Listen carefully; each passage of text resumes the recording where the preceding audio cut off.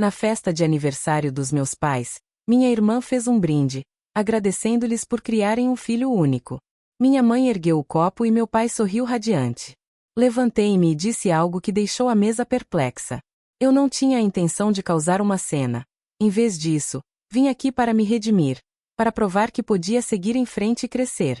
O local da festa era exatamente o que se esperaria de um casal que discutia sobre se seu cachorro deveria ter um nome do meio.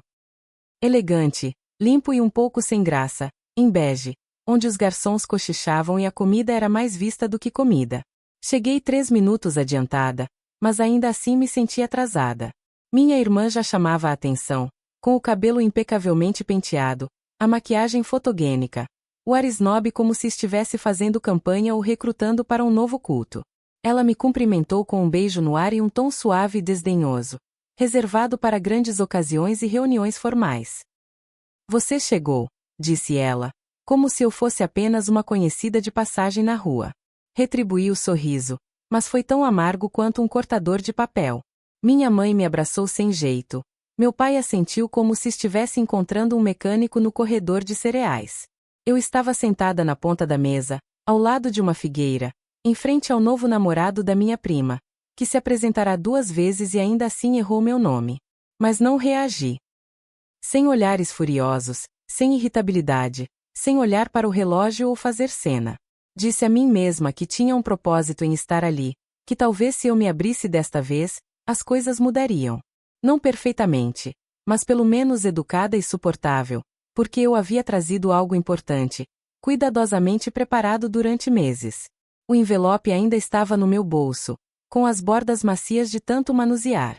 Não era apenas um cheque, mas uma mensagem gentil e sincera que dizia: não importa o que aconteça, eu quero me conectar. O jantar começou. A sala zumbia como uma velha lâmpada fluorescente. Minha irmã me contou sobre uma conferência em que havia falado, e meus pais ouviram com tanta atenção como se ela estivesse recitando a Constituição. Quando compartilhei meu novo projeto de liberdade, minha mãe piscou e perguntou: você tem plano de saúde? Quando a sopa foi servida, eu havia respondido apenas 2 perguntas, nenhuma delas sobre mim. Então vieram os brindes. Minha irmã se levantou, ergueu o copo e sorriu com precisão praticada.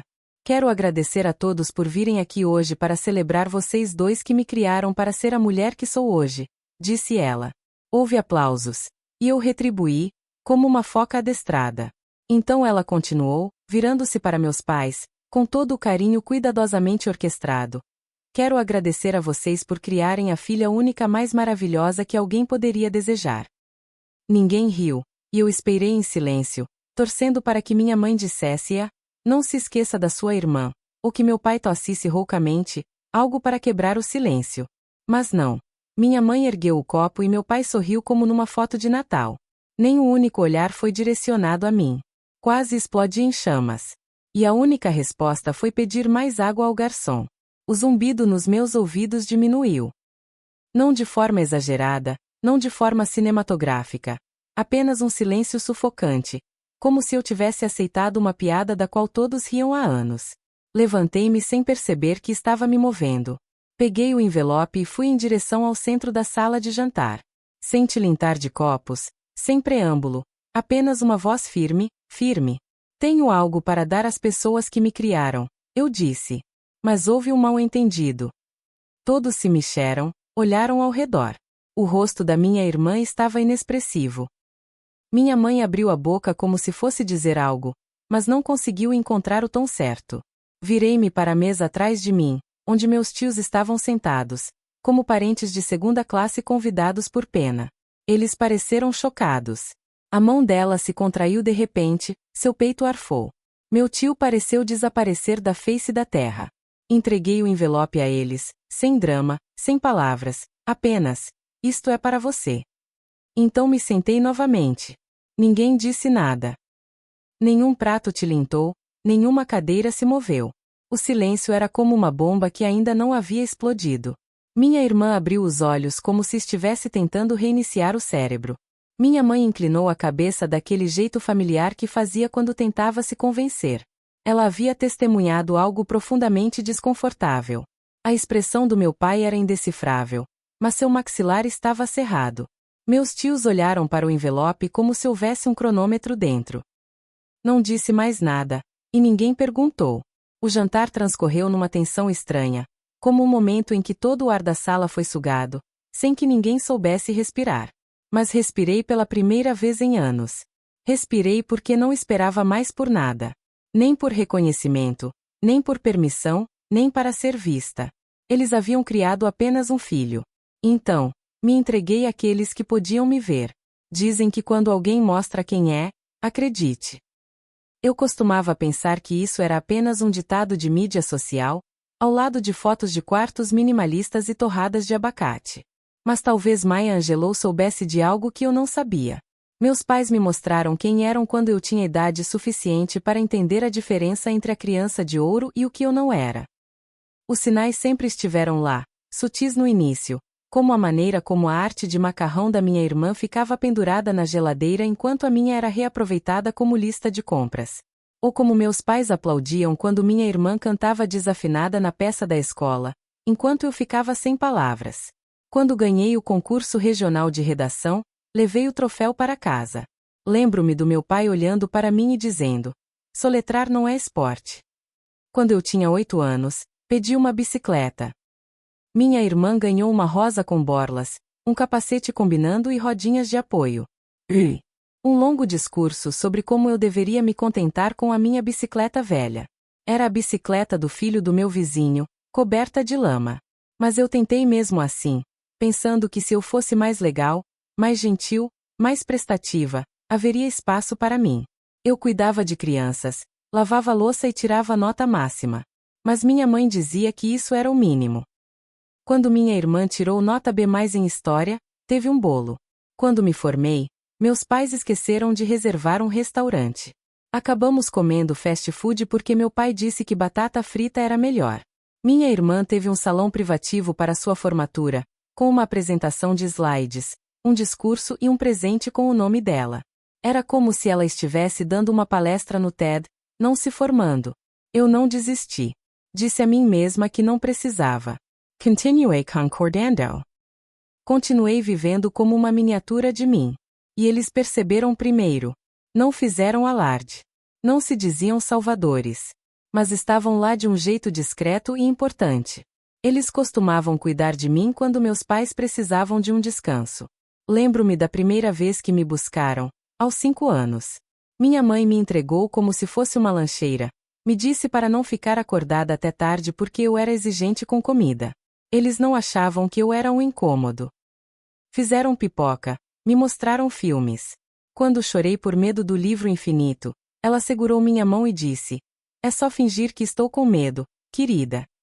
Daquela vez em que derramei suco de laranja no carpete branco e chorei porque minha família estava me repreendendo por algo tão trivial. Ela simplesmente limpou com uma toalha e disse: é só uma bagunça. Você é mais preciosa do que isso. Quando fiquei doente na faculdade e não tinha dinheiro para remédio para resfriado, meu tio dirigiu 2 horas para me trazer sopa e pastilhas para tosse. Meu pai simplesmente enviou o emoji de polegar para cima, sem palavras, que foi sugestão da minha mãe. Experimentei chá de ervas quando consegui meu primeiro emprego e fiquei preocupada em não conseguir. Ela me mandava e-mails todos os dias para me animar. Meus pais estavam lá nos aniversários e emergências, mas também eram críticos. Quando saí de um relacionamento tóxico e não tinha onde ficar, eles limparam a sala para mim. Minha mãe me disse que eu deveria me esforçar mais para manter o emprego dos meus sonhos. Eu avisei a eles com antecedência, porque sabia como seria. Estava cansada de me encolher. Tentei explicar à minha mãe os malefícios de viver à sombra da minha irmã. Ela zombou e disse que eu estava sendo sensível demais. Pelo menos não te mimamos. Ela tinha razão. Eles não me mimaram, mas meus tios sim.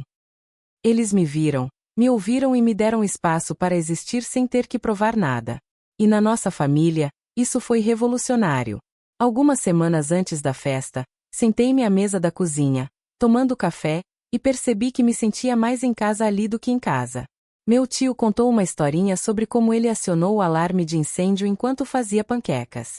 Minha tia o encarou, mas não conseguiu esconder o sorriso. Eles me amavam sem que eu precisasse me transformar. Eu disse: meio brincando. Eu queria ser sua filha. Ela olhou para mim e disse: Você já é da família. Essas palavras ficaram na minha cabeça. Quando entrei na festa, não tinha planos de dizer nada, nem de fazer nada. Mesmo com o envelope ainda no bolso, eu ainda tinha esperança de que meus pais me surpreendessem. Mas eles me descartaram gentilmente, publicamente. Pela primeira vez, aceitei isso. Eu não estava sendo deixada de fora por não ter me esforçado o suficiente, mas porque eles não queriam olhar. Desviei o olhar e encontrei o que procurava. O envelope estava fechado. Na manhã seguinte, recebi uma mensagem dela, apenas um ponto de interrogação. Esperei e liguei de volta. Eles não tinham aberto. Eu disse que sim. Ele hesitou e perguntou se eu deveria. Eu disse que eles nunca iam longe demais. Abriram o envelope juntos, apenas o som de papel esvoaçando e silêncio. Nenhum suspiro, nenhum aplauso, apenas o silêncio que me fez sentir aliviada. Transferi $50.000 para a conta conjunta deles. Sem condições, sem detalhes, sem truques. Apenas um simples agradecimento pela gentileza que demonstraram, sem nunca pedir nada em troca. Ela disse, tremendo: Nós não merecemos isso. Eu disse: Você estava lá, você me amou, você me viu. Já chega. Ele disse: Você não sabe o que isso significa para nós. Eu disse: Eu sei. Foi por isso que eu fiz isso. Achei que terminaria ali. Um fim limpo, um ato simples, envolto em paz. Mas não. Minha família não funciona assim. Depois de 5 horas, meu telefone toca. A primeira ligação é da minha mãe. Não atendo. A segunda ligação deixa uma mensagem de voz. Ouço no viva voz enquanto dobro roupa. Você já fez o suficiente. Isso é uma farsa. Isso não tem graça. Me liga de volta. A terceira ligação é da minha irmã.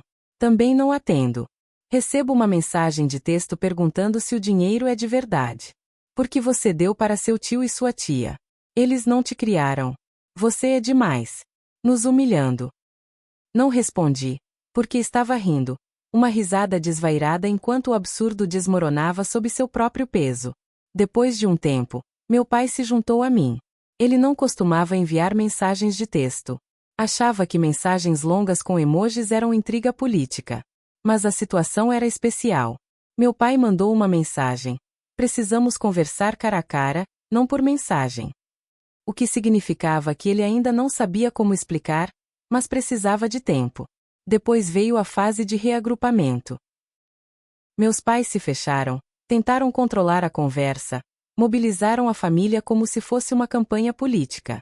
Eu não os via há muito tempo e recebi mensagens de 2 parentes. Um perguntou se eu estava bem porque ouviu que algo estava errado. O outro perguntou o que eu tinha dito a Lorna, como era o nome dela. Minha mãe ficou muito preocupada. A família se mobilizou, eu fiquei instável, descontrolado, buscando atenção. Mas eu não discuti. Não expliquei, não discuti. Deixei que lidassem com o silêncio. Então, um dia, eles chegaram sem avisar, à tarde. Abri a porta e encontrei minha mãe com sua blusa engomada e pérolas, meu pai parado ali como se estivesse prestes a me convidar para ver a churrasqueira. Não disse nada, apenas me encostei no batente da porta. Eu quero entrar, disse ela. Não. Mamãe piscou, e papai olhou para a sala de estar, atrás de mim, como se estivesse procurando um segredo escondido num travesseiro. Você não quer conversar? Estou vendo vocês brindando com a filha única de vocês e não prestando atenção em mim. Mommy's Spiral? Foi só uma brincadeira. Ninguém riu. Não foi a nossa intenção, né? Cruzei os braços. Você não disse nada a noite toda. Papai se endireitou. Então você está nos surpreendendo. Que irônico que alguém que foi apagado faça isso. Papai disse, $50. Sarah, você vai mesmo nos dar isso? Sim. Mas vou dar para as pessoas que te criaram. Não respondi porque era a verdade. A voz da minha mãe estava tensa. Esse dinheiro poderia nos ajudar a nos aposentar mais cedo, pagar o financiamento do carro e curar a doença do seu pai. Eu sei. É por isso que estou economizando. Papai me olhou sem piscar. Então por que você mudou? Sorri, não de um jeito amigável. Ela levantou o copo para você como filha única. Mommy have to contato visual. O maxilar do papai se apertou. Então isso é vingança. Não, é reconhecimento. Agradeço a quem merece. Você está jogando fora sua família. Você escolheu uma nova família. Eles saíram sem um estrondo, tão silenciosamente quanto uma porta pesada se fechando. Minha irmã continuou o ataque, postando status vagos e emocionalmente manipuladores nas redes sociais com fotos do casamento dos meus pais, com a legenda: algumas pessoas só aparecem quando precisam de atenção. Família de verdade está lá em silêncio. Eu não respondi, nem precisava. No dia seguinte, minha tia ligou, envergonhada. Elas tinham mensagens de texto e telefonemas da minha mãe e irmã, tentando me forçar. Eu não estava sendo manipulada. Eu simplesmente disse que odiava. Mas elas não queriam se meter na briga. Eu não estou no meio. Estou sempre aqui para você. Minha tia ficou em silêncio e então disse: nós não abrimos o envelope. Não precisávamos do dinheiro. Você pode ficar com ele porque é um presente, eu disse. Eu preciso. Não posso voltar e consertar, mas posso agradecer direito. Ela soluçou. Eu sorri, mesmo que elas não pudessem ver. Achei que eu estava sozinha ontem à noite. Sentei-me na varanda, com vinho na taça, olhando as estrelas. Não me sinto triunfante nem orgulhoso, mas me sinto em paz, como se estivesse no lugar certo. As consequências ainda não acabaram, mas não tenho mais medo, porque quando a poeira baixar, eles ainda estarão lá. Eles, que não precisam de provas, que não precisam se exibir, sabiam quem eu era quando eu ainda estava em busca de mim mesmo, e agora sabem o que significam para mim. Achei que o silêncio seria o fim, como depois de uma tempestade, tudo estranhamente quieto, aparentemente acabado. Ou seja, fiquei sentado em silêncio, esperando que minha família aceitasse essa perda, se refugiasse em sua própria bolha fria. Mas não é assim que eles agem. Silêncio não é paz, é uma armadilha. Um telefonema do meu primo Theo, com quem eu não tinha contato há muito tempo, despertou a tempestade. Ele não se lembrava de aniversários e não usava muito o Facebook, então, quando seu nome apareceu, não atendi. A mensagem de voz. Sua mãe me contou sobre o dinheiro. Fique de olho nas redes sociais. Entrei no Facebook e vi a postagem longa e vaga da minha mãe, com citações espirituais, moral falsa, humildade, um ataque preventivo, fazendo-a parecer que estava sofrendo. Não fui mencionado pelo nome, mas todos sabiam. Os pais se magoam quando seus filhos são atraídos por uma farsa, disse ela. Família não é sobre dinheiro, é sobre lealdade. Fizemos o nosso melhor, por que deveríamos ser punidos? Havia comentários abaixo da publicação de amigos da igreja, antigos vizinhos, conhecidos, dizendo que eu era indigna, graças à boa educação dos meus pais, esquecendo quem os sustentou quando eram jovens. Um dia eles vão se arrepender. Quase ri, mas minhas mãos tremiam. Então, minha tia ligou nervosa, dizendo que tinha recebido um e-mail anônimo com capturas de tela de mensagens antigas que eu havia enviado, reclamando delas, cansada de ser incomodada, precisando de espaço. Eu nunca tinha sido infiel, apenas humana quando cansada. A remetente era minha irmã, deixando um rastro revelador. Ela era honesta e isso me fez acreditar, diferente das outras. Dirigi até a casa dos meus tios, carregando a caixa de biscoitos, com o coração pesado. Sinto muito. Por tudo e qualquer coisa que tenha feito você duvidar de mim. Ela não disse muita coisa, apenas segurou minha mão. Ele fez café. Sem grandes palavras, apenas presença. Aquilo era amor de verdade. Não precisava provar. Eu sabia que era hora de parar de tentar consertar um relacionamento que nunca foi bom o suficiente, de parar de chamá-lo de família só por causa do sangue. Escrevi uma carta, sem raiva, sem culpar, apenas estabelecendo limites. Pedindo que não houvesse mais contato, sem que ela fosse feita por outras pessoas, sem distorcer a história, sem esperar reconciliação. Enviei a carta pelo correio para que ninguém pudesse dizer que eu não a recebi. Uma semana depois, minha mãe ligou de um número desconhecido, e deixei o telefone na espera. Ela chorou e ficou com raiva, dizendo que eu tinha destruído a família, partido o coração do meu pai. Pensei. Sim, estou orgulhosa. Eles continuaram a pressionar meus tios para devolverem o dinheiro, enviando cartas formais, insinuando que estavam sendo manipulados e dizendo que eu era instável. Ofereci-me para pagar as custas processuais, mas meu tio disse que não aceitaria dinheiro da família, mas aceitaria presentes. Naquele inverno, fiquei com meus tios, só nós três. Sem expectativas, sem drama. Cozinhamos juntos, jogamos cartas, assistimos a filmes antigos de pijama, rimos sem motivo. Minha tia me deu um cachecol que ela mesma tricotou. Meu tio me fez chocolate quente que queimou e ele bebeu mesmo assim. Foi o melhor Natal que já tive.